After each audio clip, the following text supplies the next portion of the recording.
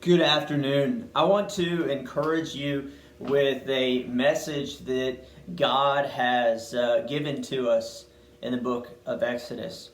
When we look at the book of Exodus, we see how God desires to bring deliverance to his people.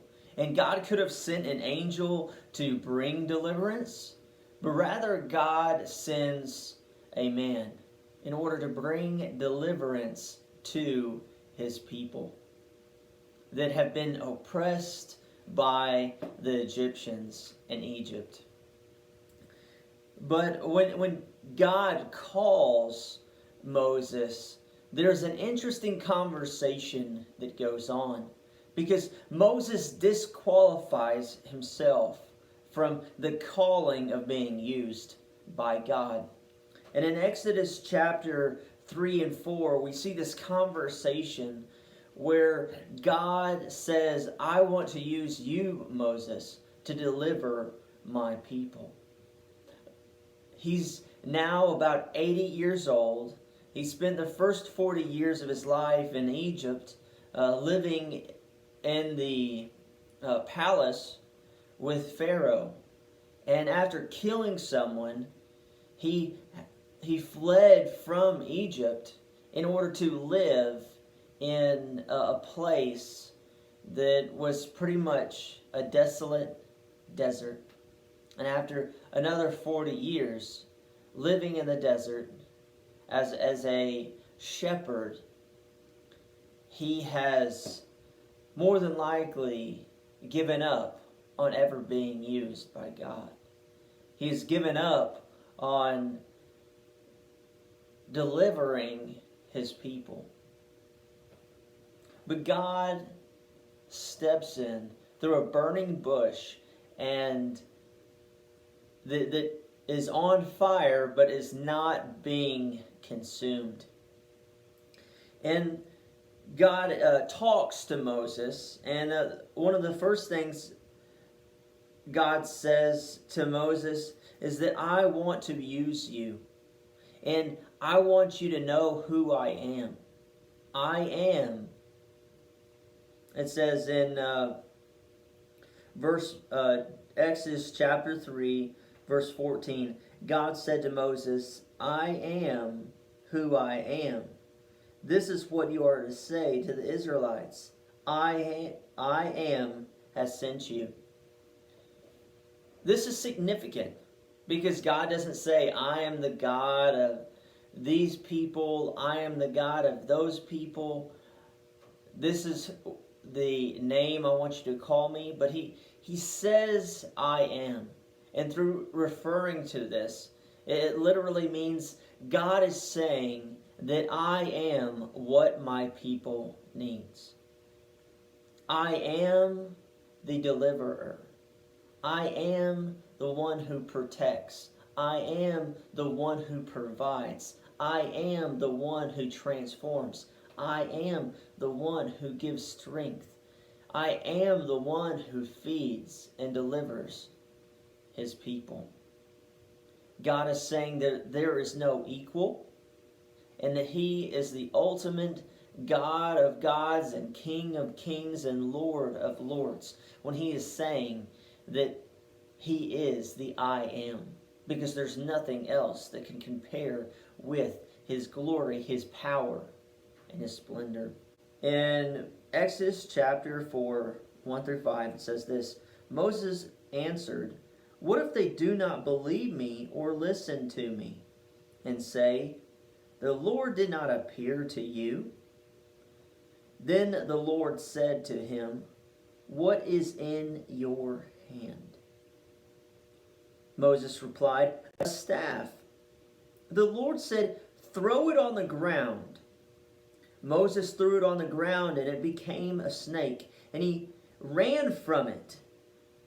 Then the Lord said to him, reach out your hand and take it up by the tail.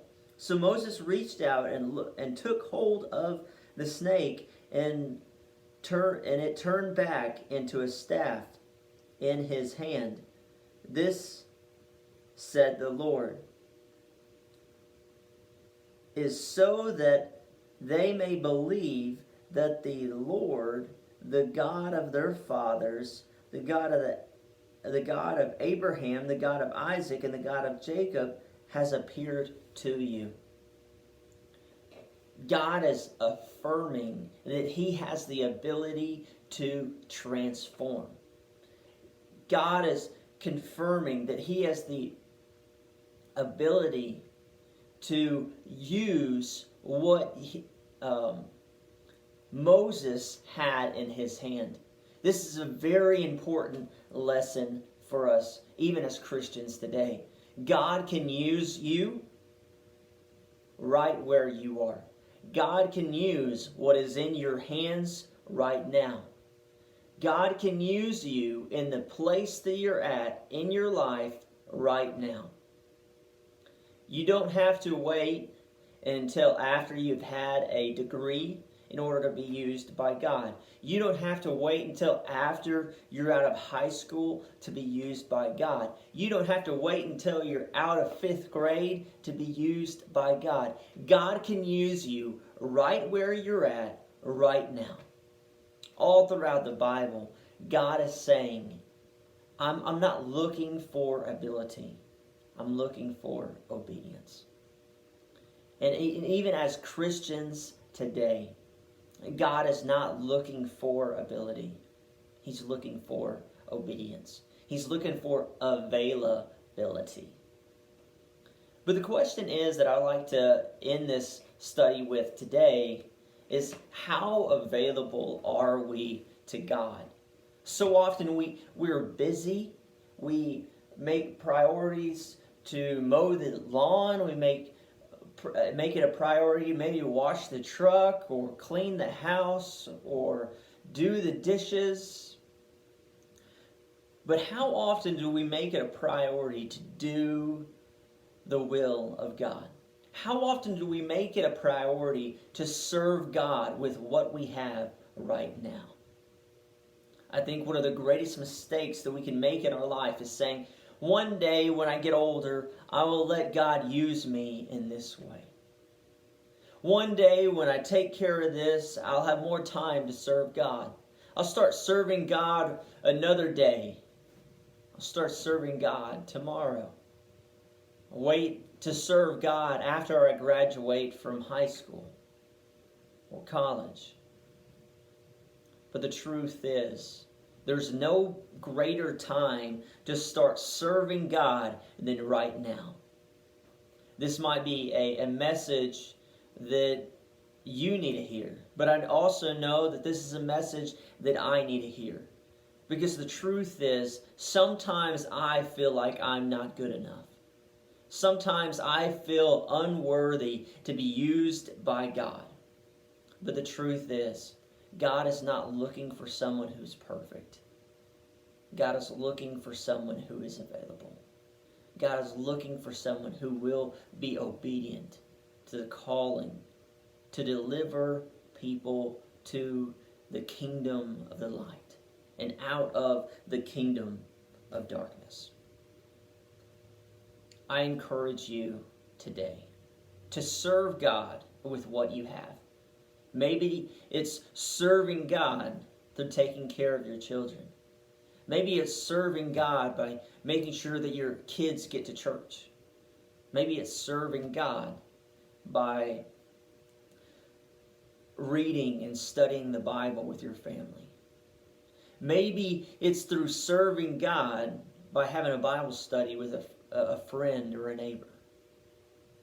Maybe it's taking out the trash of the elderly person that lives next door, or helping someone change a tire on the side of the road. We can serve God by loving others and through worshiping and honoring God in our lives. I hope that you are blessed with this lesson. If so, feel free to leave a comment and let me know next time you see me.